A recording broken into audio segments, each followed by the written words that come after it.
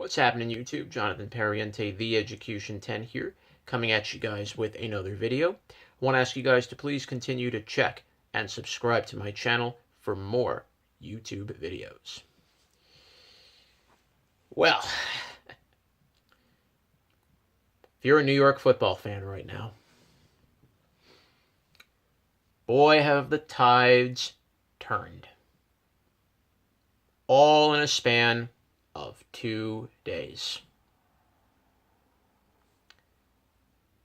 And both teams are going in such different directions right now. It's incredible.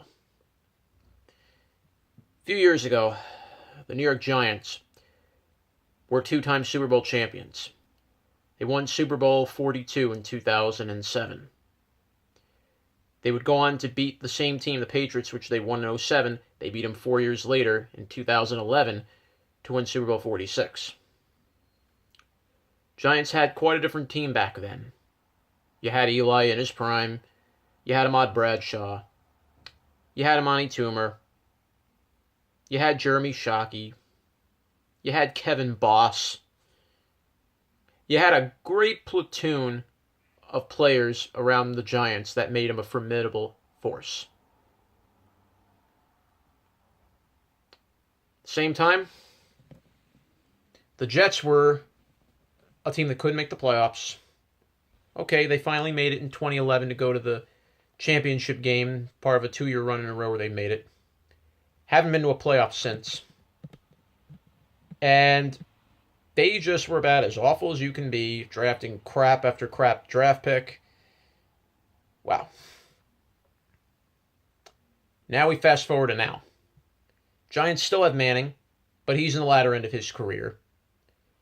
Eli's lost all his stars that won him the 2 Super Bowls around him. No more of his O-line, no more Brandon Jacobs, no more Bradshaw, no more Shockey, no more Toomer, no more David Tyree, no more Plaxico Burress.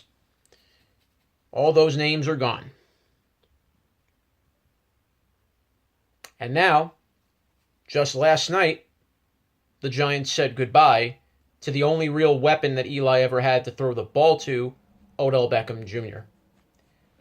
OBJ is gone from New York. He's going to Cleveland. The Jets, well, the Jets now are starting to go up.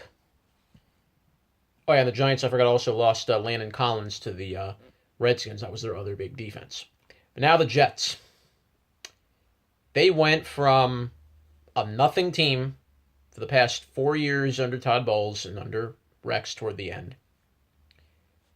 Last year, the Jets finally draft the quarterback that maybe could be the one they've been missing for a long, long time. They draft Sam Darnold in 2018. And now the Jets, this offseason, following that first year with Darnold, were aggressive in free agency. They've already signed 4 guys off the free agent market already, and we're hoping to maybe add some more. They would have had another one, but he decided to change his mind at the last second and stay with Minnesota. That's right, I'm talking about Anthony Barr. The Jets got C.J. Mosley from Baltimore. What a pickup that's going to be. A good edge rusher. The Jets didn't have an edge rusher that could fit a 4-3 defense for a long time. Huge. The Jets signed Jamison Crowder from the Redskins. All right, good receiver. You know, Jets need some wide receiving help. It's not a bad thing. They need to surround another deep threat with Robbie Anderson. Makes sense. The Jets also signed Joshua Bellamy, 2 years, former Chicago Bear. You know what? Bellamy, I love that. You know, good. He can also do special teams if we don't keep Andre Roberts. I love that. But the Jets last night, and it was literally just at the stroke of midnight, they finally, if you're a Jets fan, they landed the crown jewel of the free agent market. LeVeon Bell. And I was saying this for a long time. The Jets need to go after LeVeon Bell. Very few teams will have the opportunity of getting a playmaker like this for possibly a long time. There are not many running backs in this game that can change the impact of a football game. Le'Veon Bell, though, is one of those who can. And finally, the Jets pulled the trigger and finally got Bell. So $52.5 million for 4 years. I'm amazed he took that little money. If you're a Jet fan, you should be giving yourself a pat on the back, a godsend, that Le'Veon Bell only took $52.5 million and didn't take double that. Bell thought he could test the waters by sitting out 1 year and expected his value and his stock to go up. The only change was the Jets offered him slightly a bit more guaranteed money than what Pittsburgh was going to offer him. Bell took the money the Jets gave him, and really no other team really challenged the Jets for Bell's services. And, you know, if you're a Jets fan, you're kind of finally happy and vindicated a little bit, because the Jets have been spurned on how many occasions with players wanting to go there and then they turn their back and leave. Just ask Bill Belichick. Just ask Anthony Barr. I could throw in a few other names, but those are the main two at the top of my head right now. So, where does that put the Jets now and going forward? Well, first, for those fans that are unfamiliar with who Le'Veon Bell is and weren't sure of who he is or who he was, well, I guess what I can do for you all is illuminate the masses a little bit. And let's hit the music to appropriately introduce it. And here we go. So the Jets sign Le'Veon Bell, 4 years, $52.5 million. Well, if those of you never heard of Le'Veon Bell, you're now going to hear who he is. Drafted in 2013 in the NFL Draft, Le'Veon Bell came to the Pittsburgh Steelers. A youngster out of Ohio. Not many people knew who he was. He's from Ohio, like from the state of Ohio, born there. But Le'Veon Bell would feature a very different style from any running back in this game. Le'Veon Bell's incredible patience and his ability to read offensive lines allowed him to be one of the most prolific backs in the game. In just a short amount of time, Le'Veon Bell spanned 2,000 rushing yards over a course of, 3 years.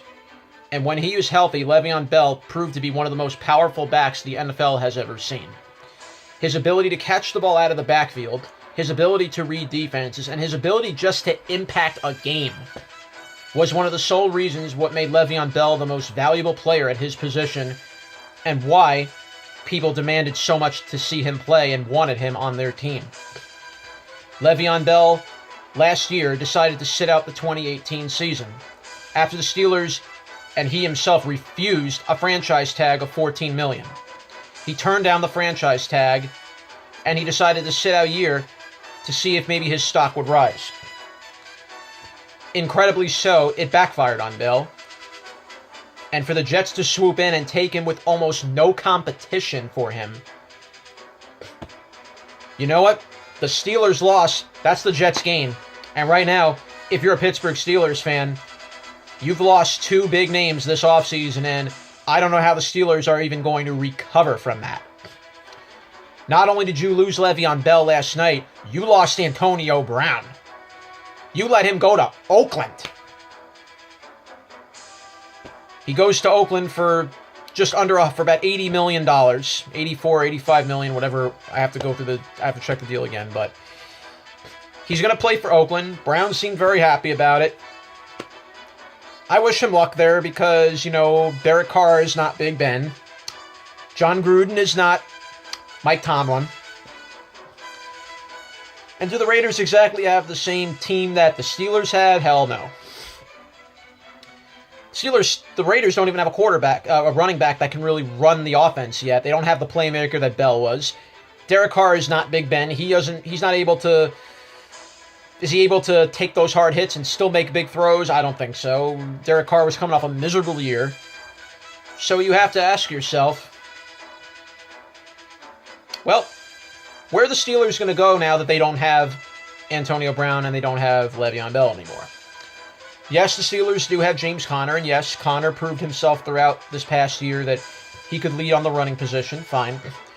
Juju Smith-Schuster definitely opened eyes of why he could be a top target in the NFL for the Steelers now, and Steelers are now going to have to find weaponry around Juju Smith-Schuster to make their defense, to make their offense still as prolific as it once was. Now you still have Big Ben, but how much longer will it be before the Steelers decide to go after another quarterback in the upcoming draft? Could they even start making a move in this year's draft? Well, I don't think that's really going to happen unless the Steelers really are serious and unless they really trade up. But if you're the Jets right now, let's talk about this move with LeVeon Bell and how he impacts the Jets now. Well, as I just mentioned a few minutes ago, with Bell's ability to read defenses, his ability to be a patient back, and his ability to change a game, boy, will that do wonders for Sam Darnold. The Jets had a homework assignment this offseason. That was to build talent around Sam Darnold, their franchise quarterback that's going to save the Jets and be their savior. LeVeon Bell, when he's healthy, will impact a game big time. And with the Jets having made the additions that they've already made around not just LeVeon Bell, but getting Jamison Crowder, but getting Joshua Bellamy, getting Osemele for the offensive line, getting Mosley for defense. And the Jets still could spend some money here with the secondary as well if they want to get maybe Ronald Darby. He's out there. The Jets really want to bolster their secondary. Heck, Eric Weddle's name is out there. He left, the Ravens cut him. I know Weddle's 34, but if you can get a guy like Eric Weddle to play behind Jamal Adams, wow. And you get Marcus May coming back. You keep Avery Williamson. You now keep Anderson, your other defensive end. And now you still have Leonard Williams. And the special teams is still there. So the Jets have all the pieces nearly now where they could contend. Are they going to win the AFC East? I don't know yet with that. That's still the Patriots division. But if the Jets are able to stand up to New England now with this group, if they don't, I don't know what will. And now, interestingly enough, now with Le'Veon Bell, the Jets are going to see the Steelers and Oakland this year. So they're going to see Antonio Brown. They're going to see Big Ben. And I believe the Jets are also going to see Odell Beckham with the Browns. So if you look at this season right now, this offseason, two teams, I'm going to bring up the other team that were miserable franchises for years, are now finally going to be teams to fear now. The Jets, if everything goes right, the Jets could be very dangerous now. The Cleveland Browns already gave you a piece of what they could become. And now that you add Odell Beckham to a team that never had a deep threat wide receiver, and you already have Baker Mayfield, you already have Nick Chubb, you have Myles Garrett, you've added now Demetrius Harris, and you have Jarvis Landry, you still have all that depth for Baker Mayfield to throw the ball to. The Cleveland Browns and the New York Jets are now the most improved franchises in the last 2 years. Both of them now have a team that you feel excited to see on a football field again. No more having to wear the paper bags over your face. No more having to shun yourselves going to a game to watch your teams get embarrassed. That era has come to an end now. For the Browns, it already has. The Jets, it very much could be next year. I'm fascinated to see where the Jets are going to go. I'm fascinated to see how now deeper the Jets could go with Darnold now in his second year and now with talent around him. That's what you wanted Sam to have depth around him. And now the Jets have no excuses going into 2019. It will be a tough schedule they're going to play this year. I agree with that. You're going to see the AFC North. Obviously, you're going to face your division twice.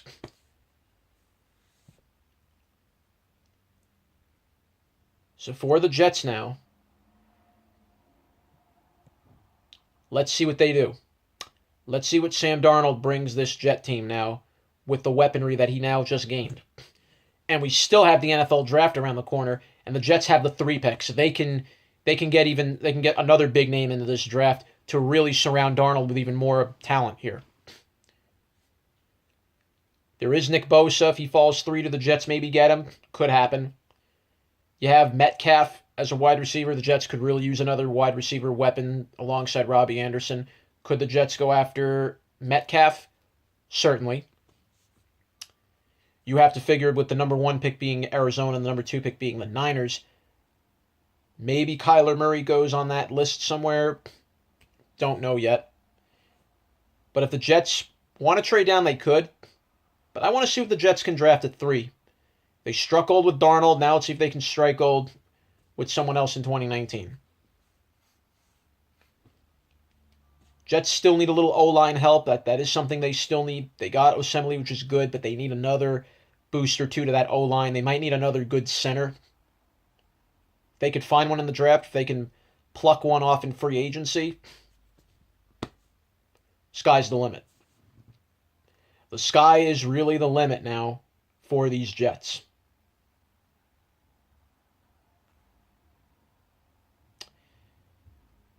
As Herb Brooks once said to the 1980 men's hockey team, this is your time. For the Jets, this is their time. Now they have to go out there and take it.